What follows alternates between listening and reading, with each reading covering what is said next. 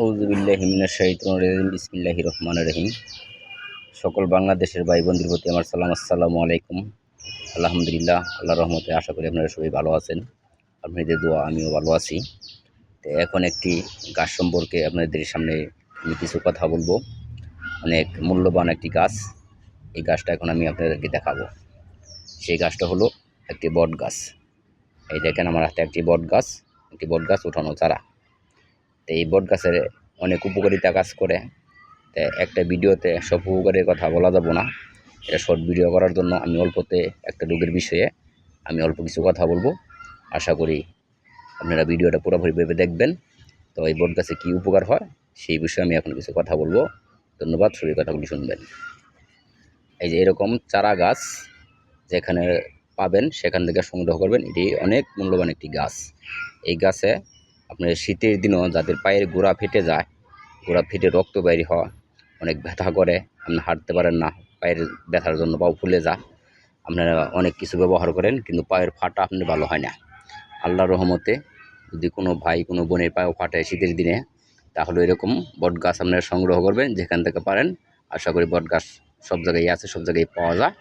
তো এই দেখতেছেন শিকড়টা আমি উড়াইতে পারি নাই। এটা একটা দেওয়ালের ভিতরে গাছটা হয়েছিল, এর জন্য শিকড়টা বেশি একটা গাছে ছাড়তে পারে নাই, আর আমি উড়ানোর সময় শিকড়টা ছিঁড়ে গেছে। তো এগুলি গাছ আপনারা যদি কোনো মাটি থেকে সংগ্রহ করেন তাহলে দেখবেন চারিদিকে অনেক শিকড় হবে। তো সেই শিকড়গুলি গাছের গোড়া থেকে এরকম গোড়া থেকে কাটবেন। মানে এটা কোনো হিসাব নেই, আপনার পরিমাণ মতো অনেক নেবেন। নেওয়ার পরে এটা ছোটো ছোটো করে দাও দিয়ে কাটবেন। কাটটা পাটার মধ্যে অনেকক্ষণ বাটবেন। বাটার পরে এটা সুন্দর করে মিহিন হবো। মিহিন হইয়া দেওয়ার পরে এটা মনে করেন যে মশলা বাটলে যেরকম পেঁয়াজ রসুন বাটলে যে মনে করেন ইয়া হয়ে যায় এরকম হবো। হওয়ার পরে আপনারা এটা একটা কটার ভিতরে অথবা একটা ডিব্বার ভিতরে রাখবেন।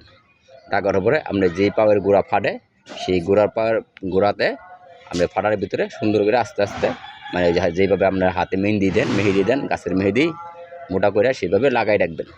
আল্লাহর রহমতে কোনো ভাই কোনো বোনের যদি পাও ফেটে থাকে তাহলে এই কাজটা করবেন ইনশাল্লাহ। আল্লাহর রহমতে এই গাছের ক্ষমতায় আপনার পাও ফাটা ভালো হয়ে যাবে, আপনি সুস্থ হতে পারবেন।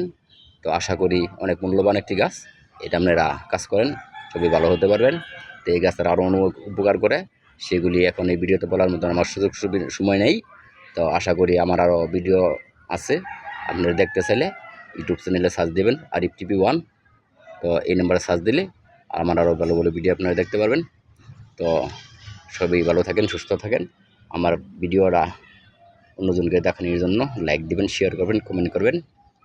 ধন্যবাদ, ভালো থাকেন, আসসালামু আলাইকুম।